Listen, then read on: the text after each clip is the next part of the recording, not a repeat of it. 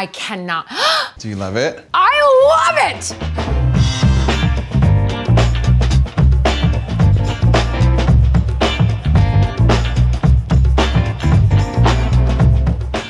Hi, I'm Tracee Ellis Ross, and I'm Jawara. and we are gonna create something beautiful. Beautiful updo. Some sort of modern take on a historical something.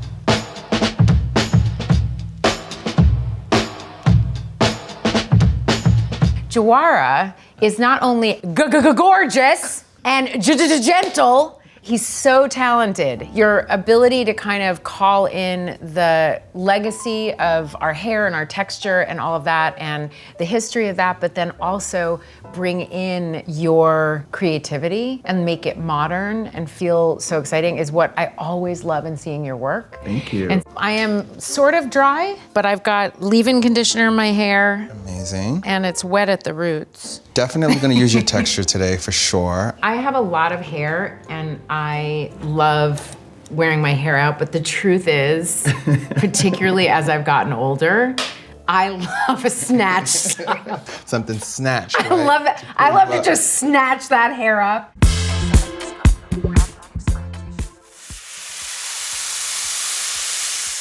Hair care is extremely important before you start any hairstyling. So today, I'm gonna continue what you have been starting already. I also love a reference. You sent me so many good ones, it was really hard to choose.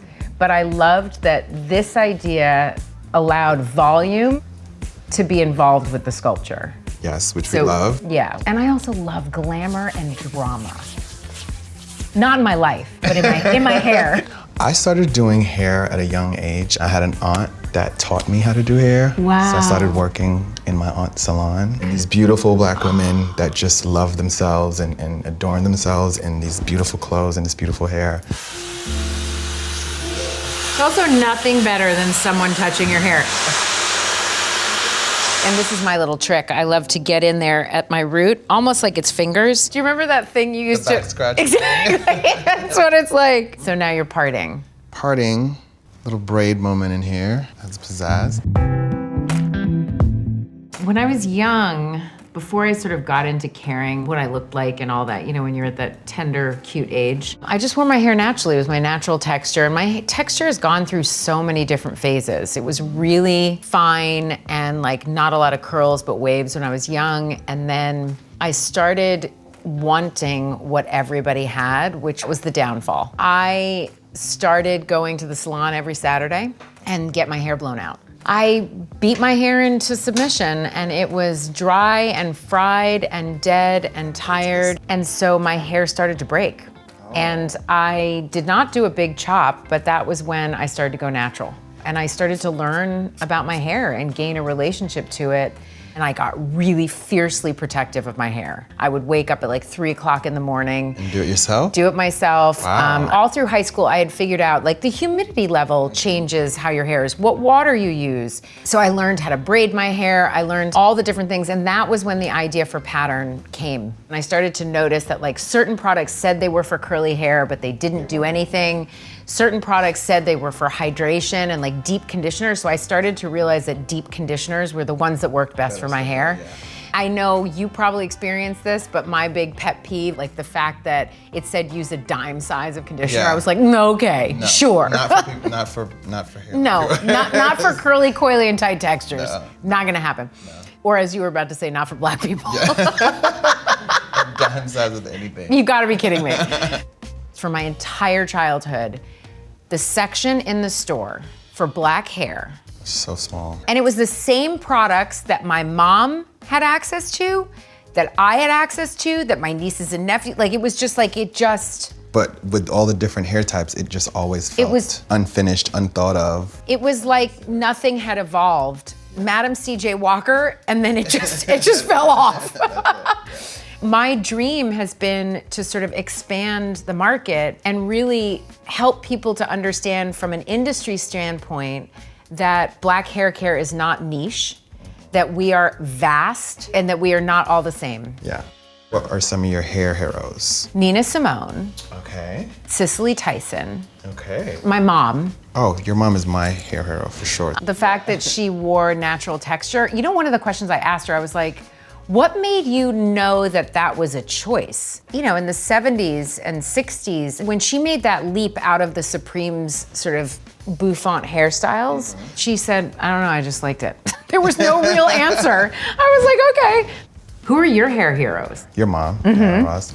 My mom is a huge hair hero of mine. She's had long natural locks since before I was born. Amazing. And kind of like raised us to like wear natural hair as opposed to like what was being shown in school. I hear you on that. So there's a quick little trick that I've been using for years that I'll show you with the donut padding just to add a little bit more volume in your hair. Yeah. So what I do is I cut them in half like this. If you want to like alter the shape a bit, you kind of just pull this apart. Oh my God, that's amazing. And then you can kind of That's actually really pretty. Isn't it nice? Yeah. Like I would love to see a dress made out of this. So would I. I was gonna say, we could also wrap it around. Wrap it around, right? Yeah. The next step is to do the roll in the back and start putting them in. To fill the rolls. Fill the rolls. My regal rolls. Fill the rolls. Not that you need much of it, but I'm gonna do a little back combing in the root. Just somewhere to anchor the pins. Okay. Because your hair has the perfect volume already for this, especially since we diffused it. Bigger or smaller? Bigger. Okay. I'm gonna secure these bad boys in. I'm leaving some pieces like this a bit looser so we can kind of see the texture as it's going into it. Yes. For some reason, right now, I'm very drawn to the rockabilly, like beehive kind of thing, but doing that with texture. I did an exhibition named Course, The Ingenuity of Black Hair. It basically was focusing on things that people normally deemed negative, and we wanted to celebrate those things. It had all these amazing pictures of Black hairstyles that reminded me of times in my youth and different styles in hair. I definitely have seen some sort of a change in the fashion industry, as opposed to when I first started.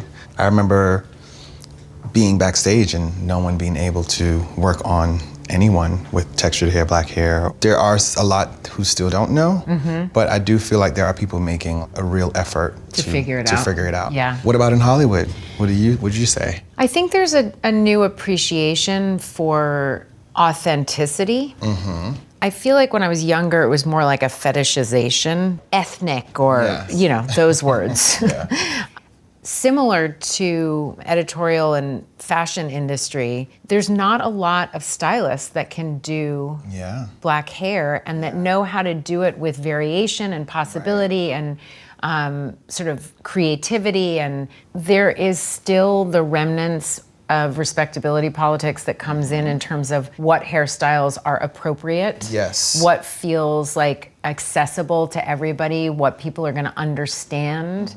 In our culture, and for Black women, it's such a sacred thing, particularly if you're somebody who does wear wigs or weaves or any of those things, and sort of that relationship with you and your stylist. It's so personal. It's so personal. Sometimes it's more so personal intimate. than spouses. It's seriously, because you know, there's a lot of people whose spouses have never seen their natural hair. Right, it's insane. Yeah, isn't it crazy?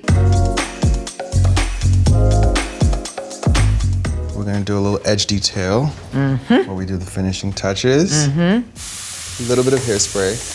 Lock it in. I am obsessed. Okay, I'm starting to get expression for what we're gonna call this. Okay. What are you thinking? There is like a rockabilly energy. I am dying. It's an Afro-Billy. It's an Afro-billy. Afro-Billy. Afro-billy. Oh my God, Jawara, yes!